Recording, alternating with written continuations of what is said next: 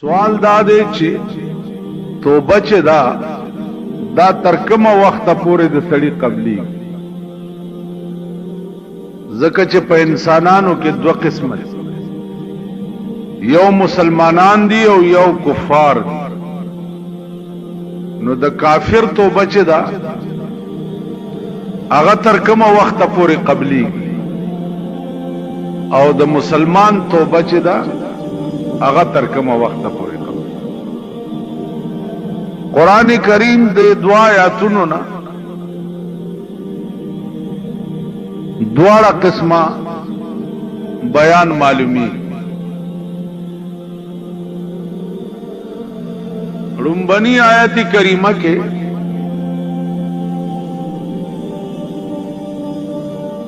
اللہ فرمائلی دی چھے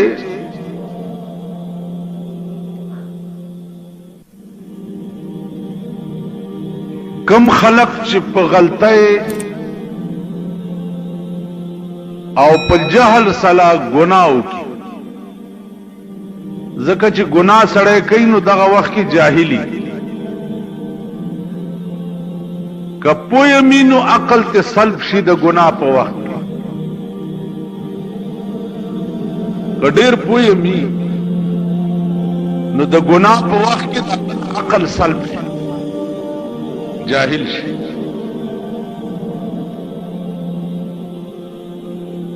الله فرمایي چې انما التوبه علی الله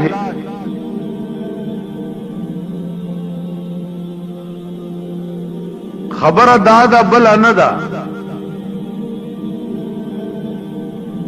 چې قبول د توبه علا کلمه په عربی لغت کې د پاره د لزوم راځي.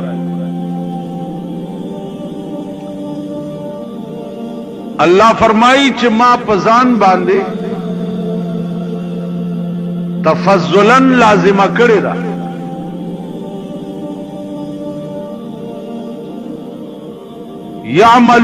یعملون السوء بجهاله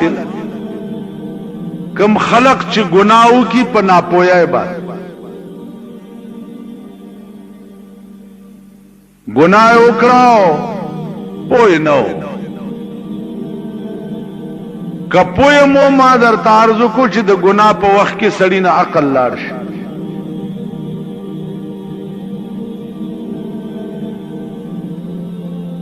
د دې داسې مثال دی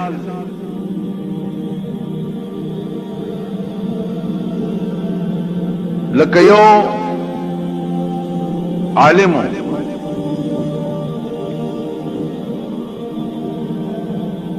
هغه په جمعات کې تقریر کولو خلق ته ډېر شد و مت سا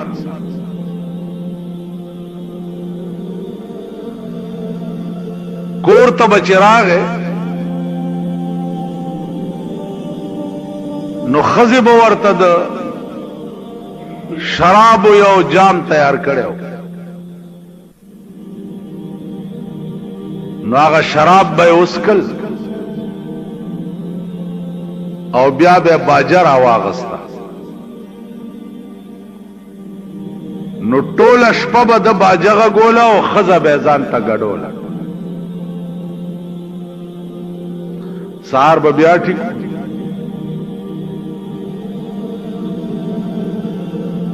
امتحان او ابتلا رالا یو فقیر ولار دے په دروازه کې خز خیر ورو لګلو زه خیر نه اله پیسې ورو لګلې نه اله خز ورته وی چې نو سغواړي چې دلته ولاړ ورته وی بیبي او تپوس در نه کومه که صحیح جواب دی راکو مهرباني بږي وی وای وی تپوس دا کومه چې کمزه کې د خدای دین بیانېږي نو الته رحمت وری تا د خاوند دین بیانولو ز په دلار روانم رحمت په نوره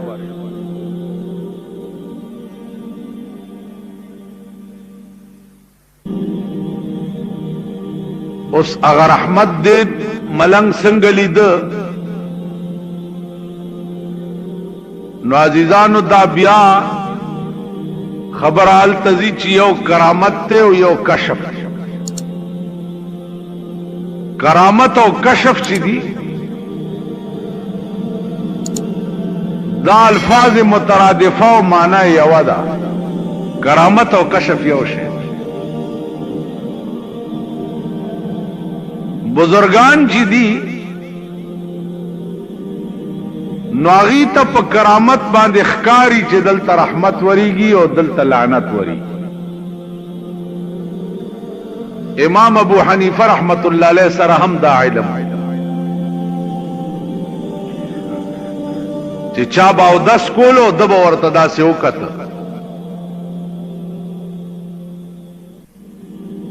نو حدیث کے راضی چه داو دس ابو سرہ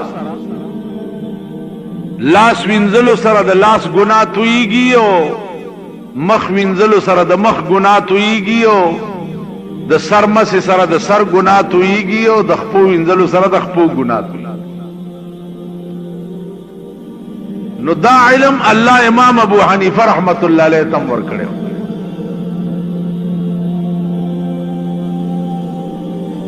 او بیا دعا وکړه چې خدای دا علم ما نه واخلا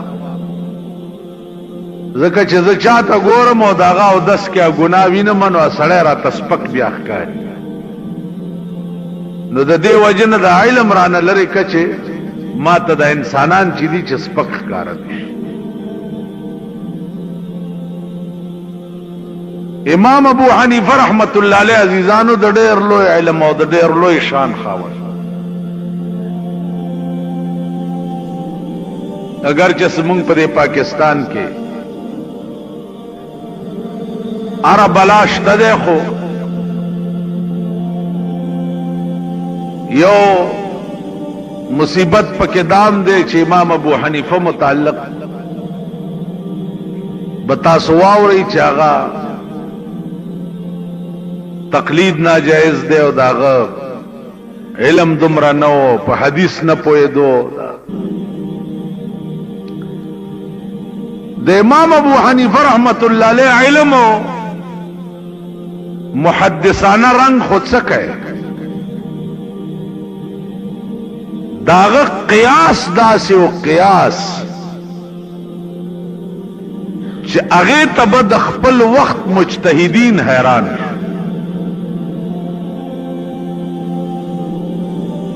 اوس قیاس دائمه مجتهدین او دا اوس یو بل علم دی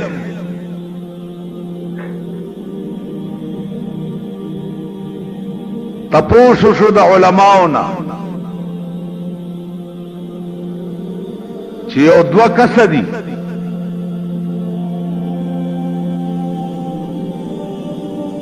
د شپې ود شو چې سار را پاسې ده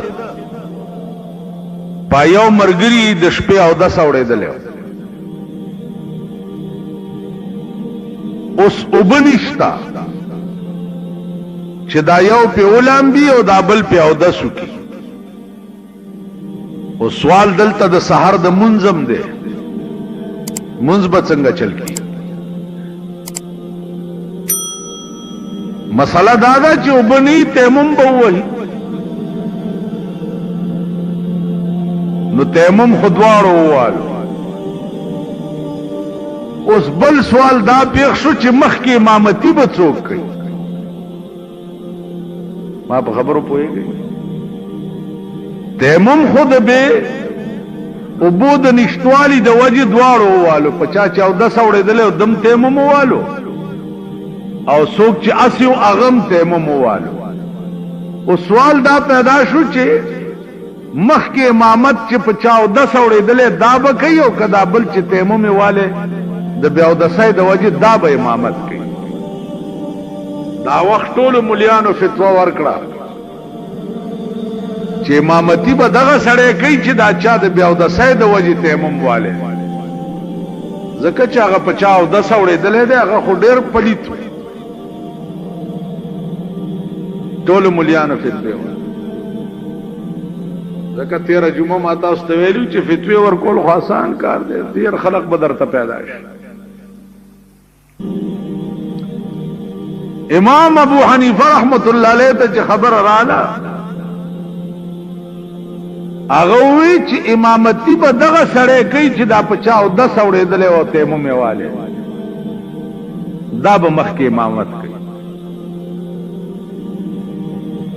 دا چا چې د بیا اودسۍ د وجې تیمم والی دی دی به امامت نه کوي اوس عقل دا وایي چې به یو سړی هسې بیا اودسه دی تیمم یې والو نو د ده دا پاکي خو ښه ده په نسبت د هغه چا چې په غسل کې یو تیمم یې والي تاسو عقل به هم دا مسله امام صاحب نه وجه تپوس وشوه چې هغه سړی به ولې امامتي کوي چې کوم سړي باندې اودس اورېدلی او تیمم یې والي امام صاحب ورته وفرمایل چې کوم سړی چې په غسل کې هغه تیمم والو د ده دا طهارت په دې تیمم سره طهارت مستقله شو دا کامل پاکواله او د بیا اودسۍ د وجې چې تا تیمم والی دی دا ناقص پاکواله دی د عارض د وجې دته منځ پې روا دی او جنوب چې تیمم والی دا طهارت مستقله دی نو مخکې امامت به هغه سړی کوي چې څوک مستقل پاکي هغه سړی به نه کوي چې څوک عارضي پاکي دا قیاس د امام ابو حنیفه اوس په دې علما پوهیږي چې دا قیاس د وخت ائمه او مجتهدین ورته حیران نو عرض مې داو چې مونږ خو په داسې ملک کې اوسېږو چې په امام ابو حنیفه چې کم شان او کم علم مونږ په هغه لاره هم نه یو تېر شي والله العظیم که د هغه په لیکلو د هغه په قیاسونو باندې دا خلق په لاره نه تېر او پوهېږي هم پرې ده هغه خلق هم نن راپاسي وایي چې امام ابو حنیفه په حدیث نه پوهېږي کم چې نن نه 1400 کاله مخکې تېر شوی دی او 1.5 کال د پیغمبر نه رستو عالم هغه په حدیث نه پیدا او په پاکستان کې چې کوم دار روټي خلاص را پیدا شي دا په حدیث او بس او په بازار د نابینا او جوهریان او خرمهره لالو گوهر درې واړه یو په سبب د ظالمانو حاکمانو اور او ګور او پیښور درې واړه یو نو په بازار د نابینا او جوهریانو خرموره لالو گوهر درې واړه یو ړوند جوهری چې په دکان ناستی اغله کنجکه په لاس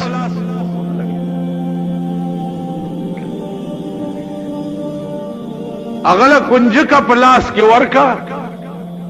او لالو گوهر په لاس کې ورکا ړوند بداوي چې دا درې واړه جوړیو شي ځکه ړوند د گوهر او د کنجکه استمیز نشي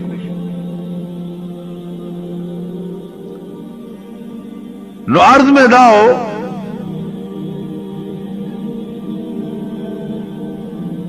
چې باس د توبې گویا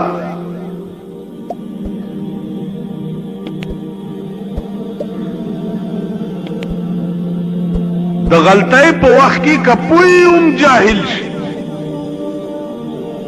نو هغه ملنګ وی چې زه په دې لاره تېرېدم بیبي او استاد خاوند می ولیدو تقریر کولو خو رحمت په نه ورید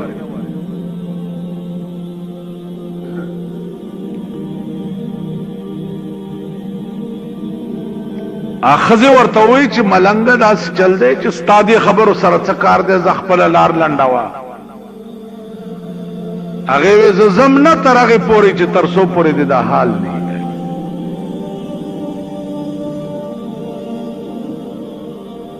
ورته وی چې نزه او خامخا پختنه کینو زما خاون چې د شپې کور تراشی او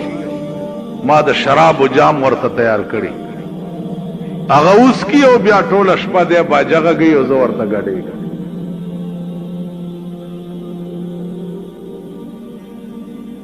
ملنګوي چو دا وجده چې د چرته بیان کوي نو رحمت په نوري کتا سو خیالو کوي کنه مونږ په تقریرونو سمره کی دنیا ته ډکا دنیا عام جلسے خلات سکے چې پر ریډیو په ټي وي باندې هم لګیا دي صاحب تقریر دی او تبلیغ دی او بیانونه دی او درس قرآن دی او پلانې دی او اثر پچا ټس نه مس نه کی دا وجه څه وجه دا ده چې دا مونږ څه وایو دا زمونږ خپل ایمان نه دی څه چې وایو دا په خپل نه کوو نو د دې وجه نه په بل چا اثر زمونږ خبرې نه کوي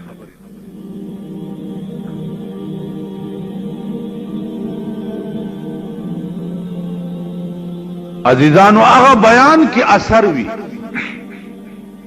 او دنیا لیوانه کوي کوم اثر چې سړی باندې پخپل شوی چا باندې چې پخپل اثر نه شوی هغه باندې د بل چا باندې داغه خبر اثر نه یو بزرگ ته چا سړی راوستو دا زوی می ګوړه خوري نصیحت ورته سبا راوړل سبا چې راوستو ورته بچیا ګوړه ما خوراول خجوي دا خبره د پرون ورته جیولې نه کول وی پرون ما خپل ګوړه خوړلې نو کده ته مې ویلې نو په دې بیا څه اثر کړي نن ما ګوړه نه دا خوړلې نن مې زکه ورته نو زکا مولانا وی چې واعظان چو جلوه بمحراب و منبر میں کنت چون بخلوت میں روان آکار دیگر میں کنت دا واعظان په منبر ولاړ باندې او صاحب لوی جلوگر کی لیکن چون بخلوت میں روندہ کار دیگر میں کند چه خلوت تلار شی بیا چکی التے بیا پتا ولگا نو عرض میں داو عزیزان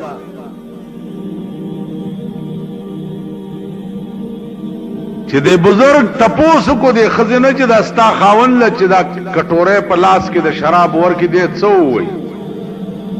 وې دی وای چې راوړه اجام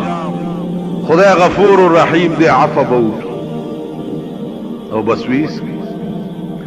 ولن بیګاله چې راشي او جام غواړي او دی وای چې خدای غفور الرحیم دی عفو بو کی نو بی بی تبر یو ټکی ورته وکي ورته وای چې سړیا خدای غفور الرحیم دی خدای په نامو کې یو نامه د قهار او د جبار او دا آیات ورته وایا چې ان بطش ربک لشدید الله وی پیغمبر استاد خدای نیول داسې دی چې یو ځل څوک رونی سی بیا ته څوک خلاصولې نشي چې بیګالا حضرت راغله ده او کور ناس ته خزه ته راوړه جام خدای غفور الرحیم هغه ورته خزه سړیا خدای غفور الرحیم ده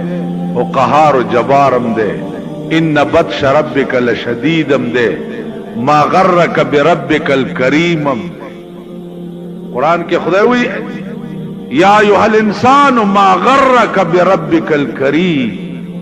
اے انسان ته سشي په غرور کې واچولې چې خدای کریم دی تا داغه د قهر نوم نه دی دا لوی لوی خلق چې څو وخت رونی سي دا غي د خزو حال بیا ګورا داغي د بچو حال بیا ګوره هغه خزي چې د پډیر ناز او ادا باندې ساتلی وي هغه خزي بیا سرونه شوکي او پزمکه چکونه لګي او بادشاہي ورانه شي منټ کې په ورانه منټ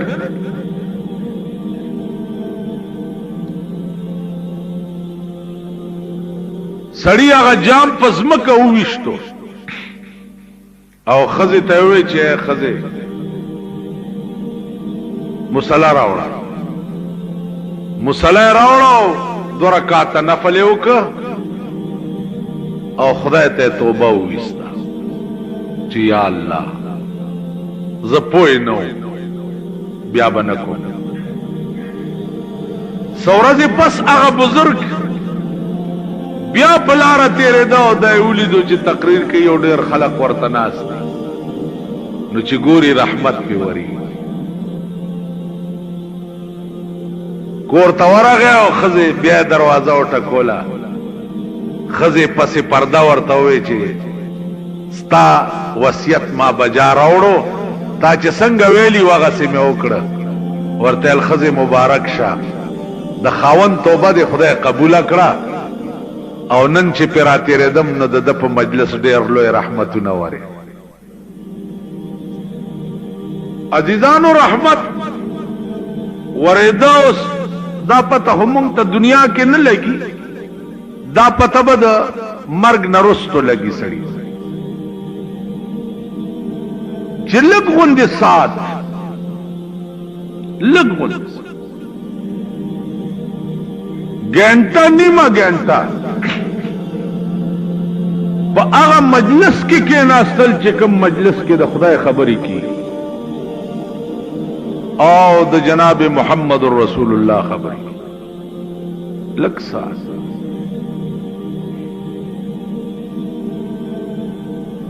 نو هغه لږ ساعت چې دی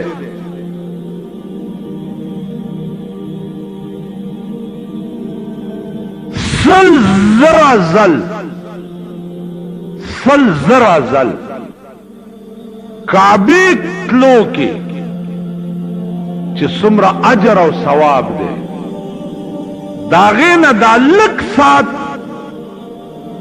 د خدای د نیکانو په مجلس کې کېناستل چې دي د هغې نه دا ثواب دی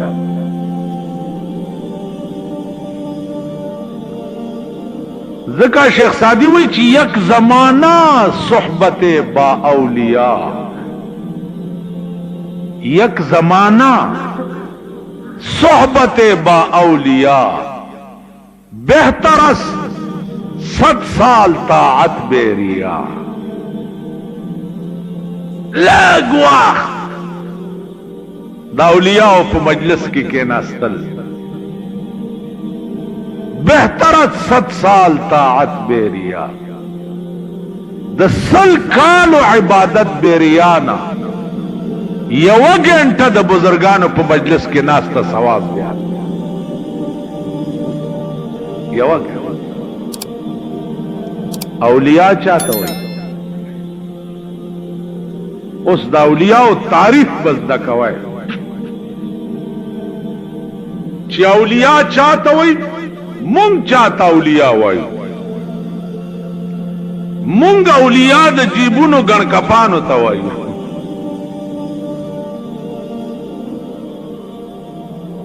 د جیبونو ګڼکپان چې هغې ته مونږ اولیاء وایو او زه ولی هغه چاته وایم او بزرگ هغه چاته وایم چې یو خو په قرآن او په حدیث خدای پاک هغه ته عبور او پوهه نصیب کړي وي او بیا قرآن او حدیث ټول عمر خلکو ته خود او په یو پیسه اجرت نه اخیستل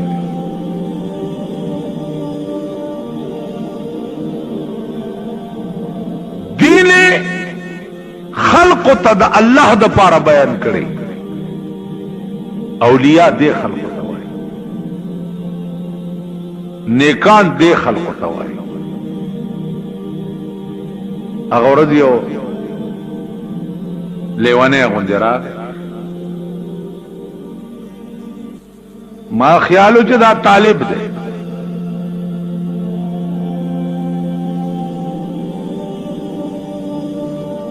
مال وایه لکه څه کار؟ وی بس یو خوب مې لیدلی و.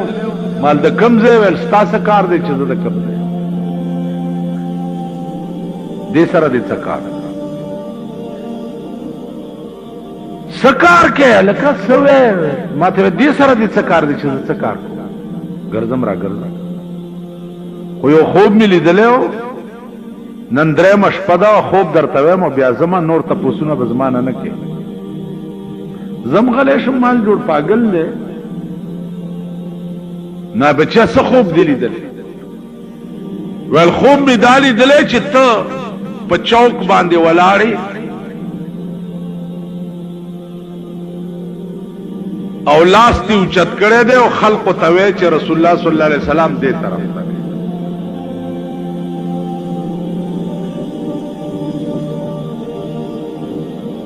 او بیا زمون استاد دې رسول الله صلی الله علیه وسلم په یو کمره کې دننه ناشته او زمون یو استاد دې مولانا عبداللطیف صاحب نوم وی هغه په دروازه کې ولاړ دی او رسول الله ته د ملاقات چټونه هغه ورکړي بدا خو مې ویلیدل او تا ته مې ویل او صادره داسې تاو کو مال خبره خو وره بس نور خبره بنه کې بس لا زوان زلمه خسته سوچا ګیرا بلارو څو ورځې پس مې بیا ولیدو بسترای په وګاوه د چوک کې مې چې ولیدو نو لاس نه مې ونیو مال تاغه نه هغه چې راغلی ویل یما مال څه کې چرته ځې ویل ریوان ته ځم ما د کم ځای ویل دا تپوس به نه کې د اسمان نه رالاندې او د ځمکې د پاسه د دغه ځای نو مال ته سمه خبره ولې نه کې ما تل په ایمان ووایه چې دا ما ته پته شته چې زه د کم ځای دا ما ته پته شته تو ووایه په ایمان چې ما ته پته شته چې زه د کم ځای تا ته پته شته چې ته د کم ځای زه پوه شوم چې دی خو څه بل طرف ته اشاره کوي دی خو خبر ښیي چې زه د کم ځای یم زه څه خبر یم چې زما خمبیر د کم ځای نه ملیکو راوچت کړی دی او کم ځای به ښخېږم نو ویل ما ته څه پته ده چې زه د کم ځای یم ځکه چې زمونږ کور خو هغه دی چې چېرته به ټول عمر تېروو نو ټول عمر چې زه کم ځای کې به تېروم د هغه ځای ما ته پته شته مالې نه نو ویل بیا ما نه ولې تپوس کوې چې څه د کم ځای تاسو پوه شئ دا علم اوس چا څه دی چې مونږ د کم ځای نو زما خولې نه وخته چې دا هغه نن نه 300 کاله مخکې رحمان بابا چې ورته اشاره کړې وه دا خبره هغه ده چې خبر نه یم چې راوستم لکه ما خبر نه یم چې راوستم لکه ما اوس مې کوم طرف ته استوي چې دروما لکه ړوند چې لاس د بل په اوږه کېږدي اس جوره لوړه نوي ور معلومه مونږ ته څه پته ده چې کوم ځای نه راوستي یو او کوم ځای ته بمبوزي نو زمونږ مثال خو د ړوند دی ړوند چې د بل چا په اوږه لاس ایښی او رواني نو ړانده ته څه پته لګي چې دا بنا زه کوم طرف ته روان کړی پته لګي نو زما عزیزانو عرض مې داو چې د نیکانو هم نشینی او د نیکانو صحبت په دې کې چې کوم اجر او ثواب دی او د دې به کوم عوض او بدله ملاویږي دا به هغه وخت کې پته ولګي یو خانو 2000 جیره بزمکه و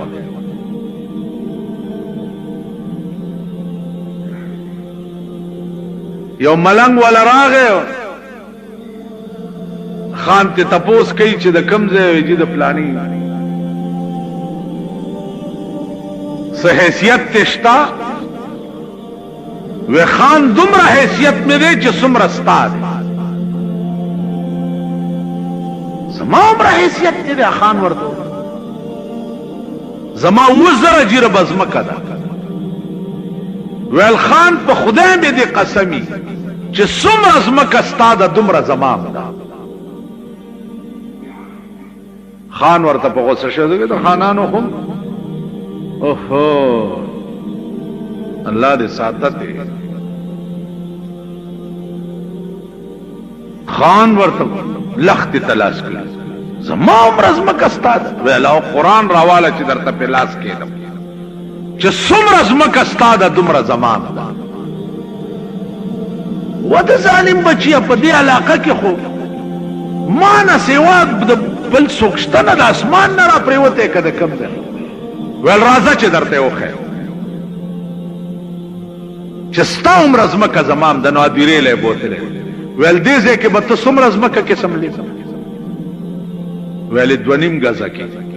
ول دونیم غزا زمام دو دونیم غزا ستاب ده کنه دا وزره خوستانه نه کور دی وران شه دا بل ته پرې دی او ته پتی دی دا غزه کې دونیم غزا زمکه ستام دو دونیم غزا زمام په دونیم غزا کې کوته بتا د پارم کنسته کې یو ما د پارم کې تاسو خیال راغی نور زمونږ ته دی خان حیران لیونه شو چو بیڑا اسویم دا اللہ والو خبر داسی وی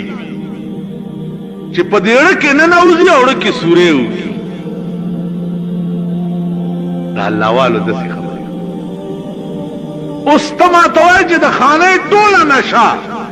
پا دیو خبر داغا دماغ نا ہوا تا چی ما خود بنیم گز از مکا دا وزر جیربا خو ندا دا زپ کم قهر اخته نوار خانی او نوابی پریخوا او د فقیرانو هم نشینی اختیار کړه نو عزیزانو هم نشینی دا غچا کوي چې کوم فقیران زدر ترشتیا وای نن می کته د دکان مخه ته د سډل ډل روان دیو زما د بچپن په زمانہ کې به مالی ده چې دلته زمونږ یو ادیره د فقیرانو ولا ورته وي د کاکشالو سایډ دلته به لوی لوی شوی ولاړې وي او دې شو لاندې به فقیران ناست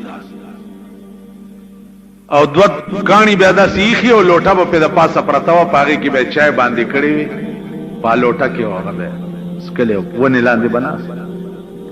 چرته بچا غزنه بل ځای تتلو نو خپل کمبل یا بلستن به چواغې نه به پړې تاو کو او ترخ کې به نیولې او روان هغه د بچپن فقیران چې ما کتلیو نن د تبلیغي جماعت والا ته چې زګور ما زما د بچپن فقیران رايات پیدا بروانی او بسترې به پترخ کې نیولې او ځان ته چې څوي هغه ورځ مې یو کتو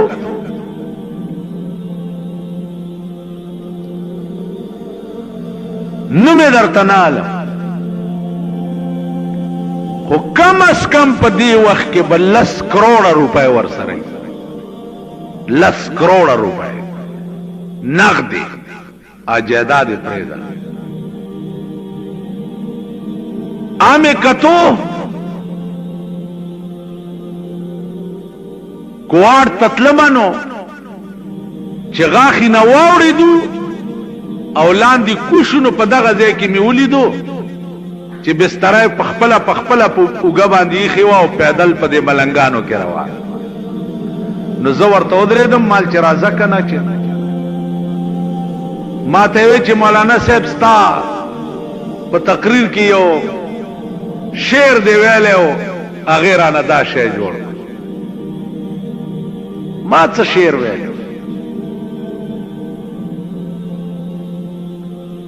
ویل تا ویلیو چې کما خوشبوئی میں چې د یار د په خوله کې کما خوشبوئی میں چې د یار د په خوله کې داسې خوشبوئی د عطاري د عطرو نشته نو زه د یار د خولې خوشبویۍ پسې در په در ګرځم چا به راته چېرته میلاو شي که او ذات مولانا سے خپله لار وه دومره لوی سړی نو دا د الله توفیق دی چې چاته یې ورکړي داغه مهرباني ده چې په چا یې وکړي خدای دې هغه مهربانۍ په موږ توبه دا خلق دې ته وایي چې غوږونه ونیسي او وایي چې توبه مې ده نور په 16-15 نه چې توبه وایي څه شي ده نو د توبه متعلق یو بنیادی ټکی زده کوي ان شاء الله چې هغه به ټول ژوند کې درته کارآمد کیږي د توبه تعریف دا ده چې التوبه الندامه توبه څه ته وایي توبه وایي گویا کې په خپلو بدو پیمانه کېدل د سړی نه چې څه بدو شي او دې په پیمان شي چې دا ما غلطي کړې ده دې ته توبه وایي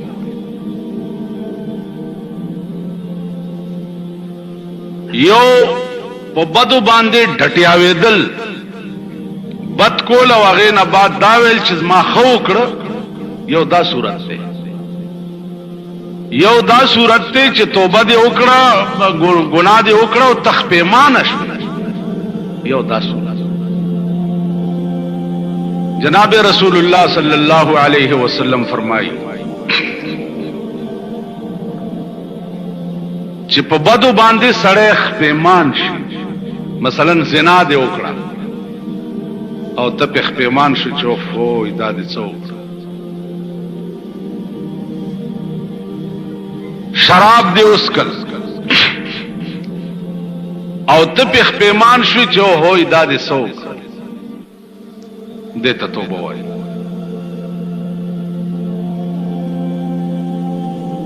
یو دا چې شراب دې وسکل او ته وایې چې یاره ما ښه وکړه زنا دې وکړه او ته وایې چې ما ښه وکړه یو دا صورت اول گناہ دې وکړه او ته په پیمان شوې نو التائب من الذنب کمن لا ذنب له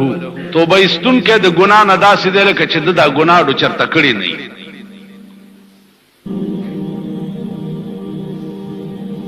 اوس ګناه دې وکړه او ته په باندې ګویا کې غاویر شوې چې دا ما ډېر ښه وکړه نو د هغې متعلق مسله دا چې ګناه ته ښه ویل هلکه دا شراب دې ولې وڅښل او ته وایې چې ما ښه وکړه نو په ټکي کافر شو یا گویا کې زنا دې وکړه او چا درته وویلې چې هلکه دا زنا دې وکړه ظالمه دا ولې او ته ووایې چې ما ښه وکړه نو په ټکي کافر شو تاسو خیال راوړئ او یو دا چې ګناه دې وکړه او بیا په خپیمانه شوې چې دا ما بد وکړه نو د دې حدیث لاندې به راځي چې التائب من الذنب کمن لا ذنب له توبه ایستونکی د ګناه نه داسې دی لکه چې دا ګناه ډو چرې کړي نو توبه څه ته وایي التوبه الندامه توبه وایي دې ته چې سړی په خپلو بدو خپیمانه شي دریم صورت دا دی چې یو سړی ګناه کوي هغه حد ته ورسي چې د اسلام نه بار شي په ګناه باندې غاویر وي ګناه ورته څه شي نه ښکاري قرآن کې راځي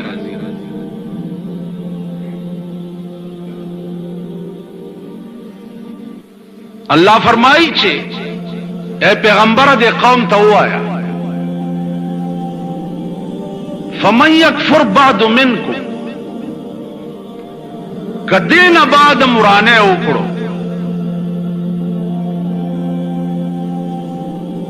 دین بعد مرانه وکړو نو څه چل بدر سره کوم فإني أعذبه عذابا لا أعذبه أحدا من العالمين کدین پس مرانه وکړو نو دس عذاب بدر کم چې په خپل خدای کې به مې دس عذاب بل چاله نه وړي الله دې امان راکړي فمن يكفر بعد منكم دین بعدم کورانه وکړو فإن عزیزانو په ټول قران کې چې تاسو وګورئ د دین خطرناک آیات بل نشته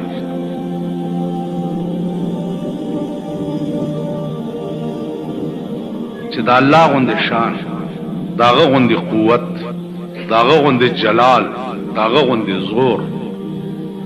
خالق کائنات ادر ته وایي چې سمشا او کنه سمېږي نو داسې عذاب بدر کم چې په خپل خدای کې مې داسې عذاب چالني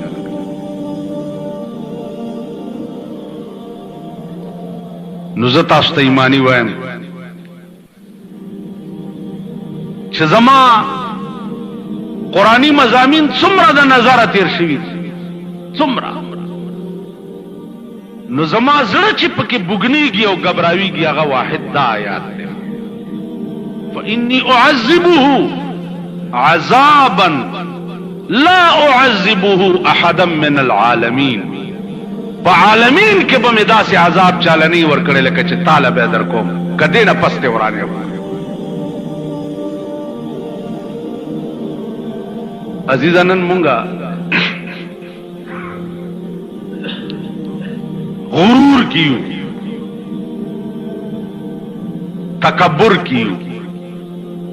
آسمان نہ گورو زمکہ نہ گورو حضرت علی فرمائی یا من بدنیا اشتغل یا من بدنیا اشتغل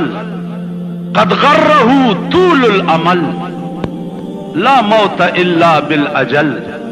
والقبر صندوق العمل یا من بدنیا اشتغل اے هغه څوک چې ته په دنیا باندې غاوی رہے په دنیا باندې دومره غاوی رہے سترګې در باندې پټې دي چې الله نم بے نیاز شوي رسول نم بے نیاز شوي کائنات نم بے نیاز شوي د خدای د پکړ او د گرفت نم بے نیاز شوي یا من بدنیا اشتغل په دنیا کې دومره ورننوته او غرقې چار صدر نیر شو نو قد غره طول الامل دا من چې ده دا غاور کړی دی وګدوالی د عمر د دا خیال دی چې ته په ټول عمر ژوند دی او په دغه مزو باندې سری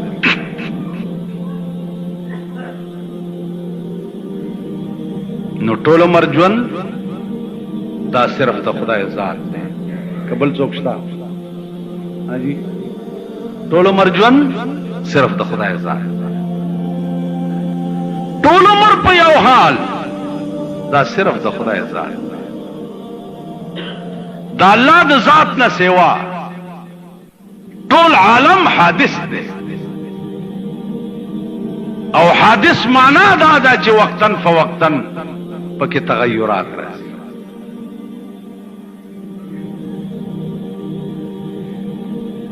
رحمان بابا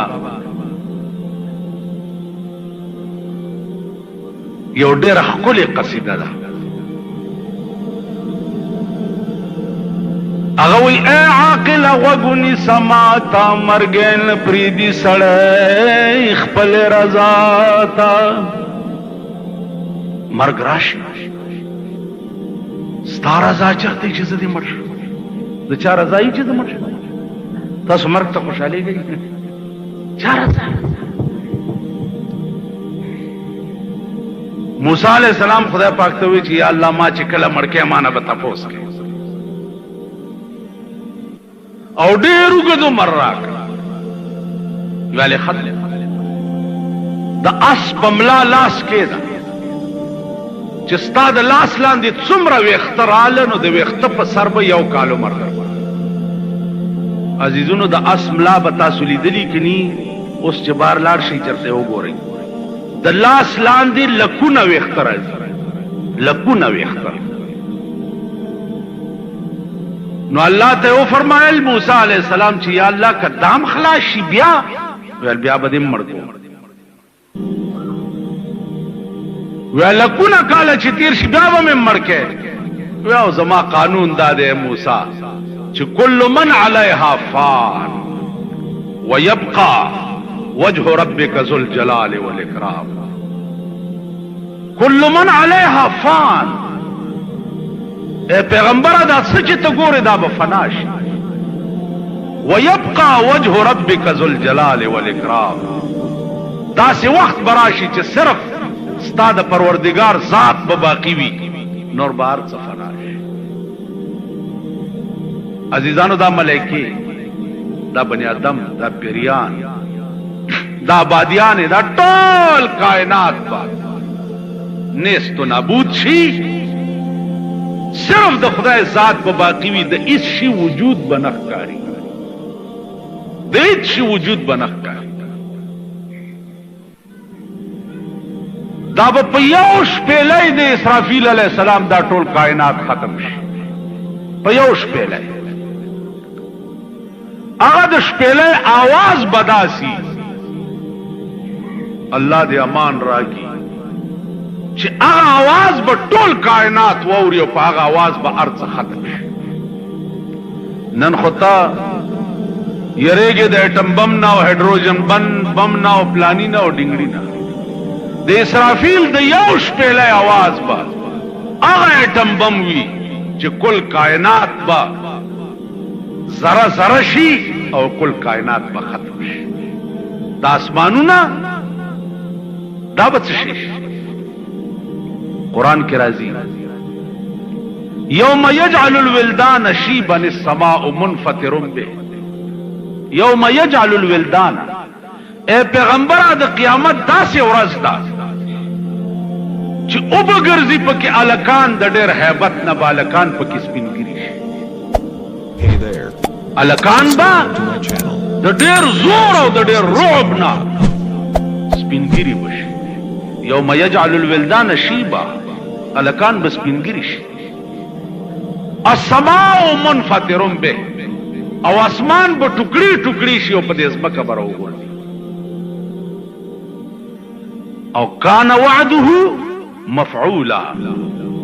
اے پیغمبر دا ستا وعده د خدای وعده چې دا داسې وګڼه لکه چې تیر شوي که چې قیامت خو به آینده راځي نو تیر شوی حال چې دی هغه ډېر یقیني وي او رښتیا وي په نسبت سره راتلونکي حال ته نو الله فرمایي کان وعده مفعولا اے پیغمبر ستا دا د خدای وعده چې دا داسې ده لکه چې وړاندې دا کار شوی نو عرض مې دا و چې هغه کم شی دی د غرور چې مونږ به پې غاوره یو کم شی په دې ملک کې تاسو ګورئ مونږ خو په دې هوس کې یو چې د چا منبر وګورو چې وایي چې زم منبر وی چا د اشنا ټوټه په موټر وګورو چې وایي زم وزیر وی که نه جي مونږ په دې هوس نو ته په دې هوس کې او مرګ په دې هوس کې دی چې تا پسې ګرځي پته نه لګي چې کم ځای به دې د مرۍ نیسي کم ځای به دې نو ذکر دی وی چې اے عاقل وګونی سماتا مرګل پریدي سړی خپل رضا تا دا اجل سوار پتاخت بدل راشی ناگہان بتالا شوایم تاتا پتاخت بناستے سلطنت بلگے درے او دے گڑگڑو نہ بدی ونیس ناگہان بدر باندے ہائی ہوئی جوڑ شی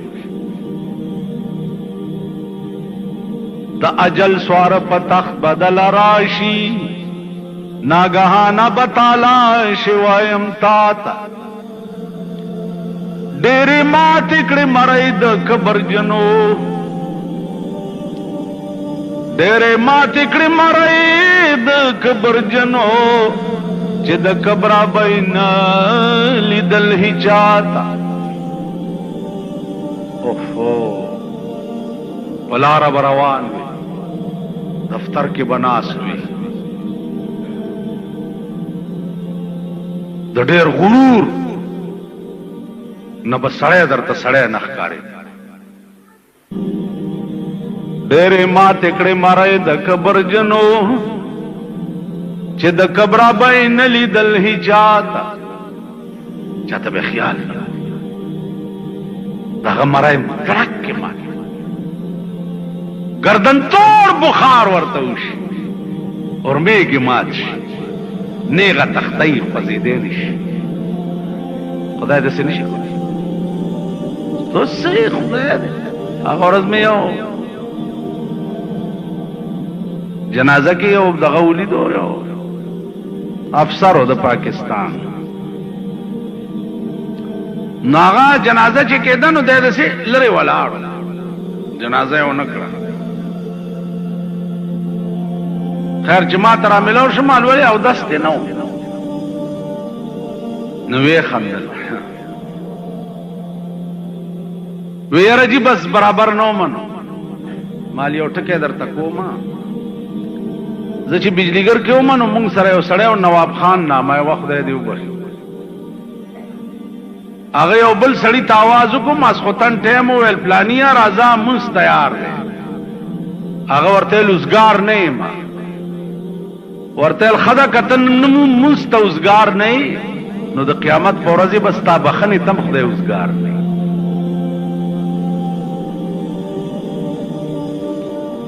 نو مال کته نن د دې یو مسلمان جنازې ته برابر نه وي نو قیامت کې به ستا بخښنې ته هم خدای برابر نه وي څنګه چا سره وکړي هغسې به در سره کړي نو عزیزانو عرض مې دا و چې غرور یو د خدای د ذات سره ښایي بنده بچي او دغه غرور بچي او بیا په پاکستان کې خو زه مغرور اډو څوک منم ځکه نه چې ما خو په پاکستان کې د ډېرو خلکو ګوډی په الوتو مو لیدې او د ډېرو خلکو ګوډی مې په کانټه کېدو لیدې عزیزانو دا مسله رانه پاتې کېږي دې تفصیل کې در سره نظم چې پرون کم حال د دې قوم مشرانو کړی دی پرون د سینټ په انتخاباتو کې کدی قوم کی ایمان وی ایمان پکی وی او دا قوم چرته د انسانیت پلارم تیر وی پکار دا دے چې د اره حلقه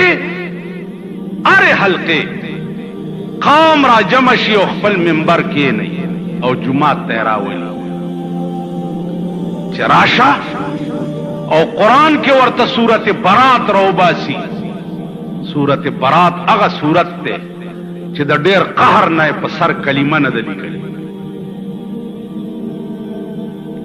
قرآن کې د ټولو سورتونو په سر باندې کلمې لیکلې دي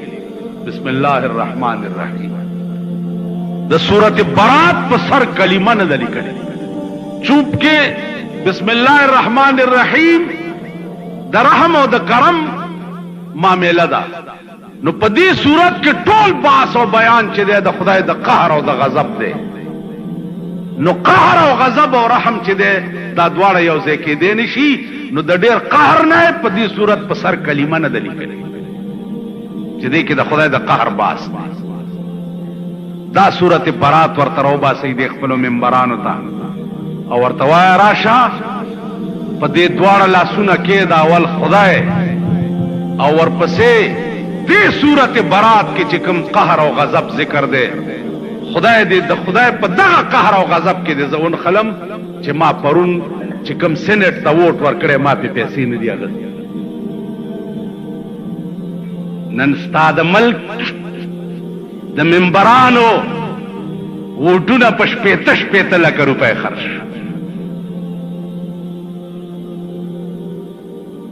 په لس لکه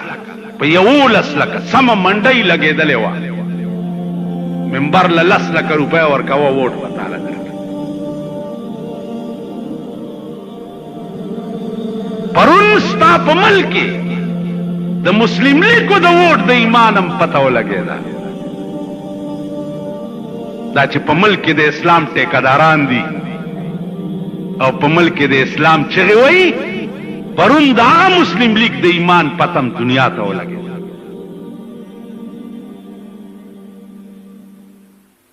ودې کې دا قوم داسې که ایمان پکې وي دا قوم دا شرمېدلي دا بې حیا دې نه پس به هم ته خپل ممبر ته وایې چې زما دا کار دی لګیو.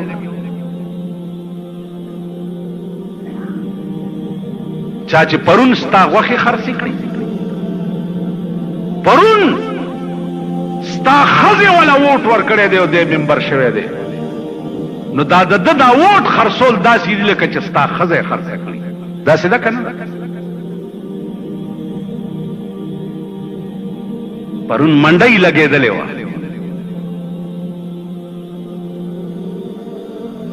زما عزیزانو عرض مې دا و چې نن ته غاوره یې په دې چې زه ممبر یم یا زه وزیر یم یا زما حکومت او اقتدار په لاس کې دی. اقتدار به دې په لاس کې وي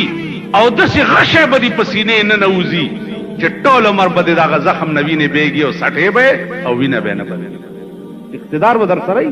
او غشی به در کې نه نوځي. خدای داسې کولی شي که نه؟ نو هر کله چې د دنیا اقتدار ستا په لاس کې وي او غشی دې په سینه نه نوځي نو عزیزه بې اقتدارم الله ستا په سینه غشي نه نویستی شي. نو یا من بدنیا اشتغل قد غره طول الامل لا موت الا بالاجل. حضرت علی فرمائی مرگ نه راځي سړی ته مگر په اجل او په نیټه راځي. والقبر صندوق العمل او قبر چې ده دا بکس د عمل ده چې څه دې کړي وي دنیا کې اب محفوظ تا د پاره پراتی اب محفوظ پراتی. د دې وجه نه خیال وکړئ فکر وکړئ. لنډ غوندې وخت ډېر لنډ وخت پوی بم نه او در باندې به مازیګر شي. پوی حدیث کې راځي چې سړی خښ شي په قبر کې که نیمه شپه یې خښ کړي په هغه باندې په قبر کې زیړی مازیګر نو منټ کې به در باندې مازیګر شي او هغه کور اصلي ته به روان یې کې به څه وړې به څه. ما تېره جمعه تاسو ته عرض کړی عزیزانو دې ته وحي وحي القائی چې دا اولیاء الله تم کیږي. دې کې بیان نورم دی ان شاء الله بیا به کیږي. واخر دعوانا ان الحمد لله.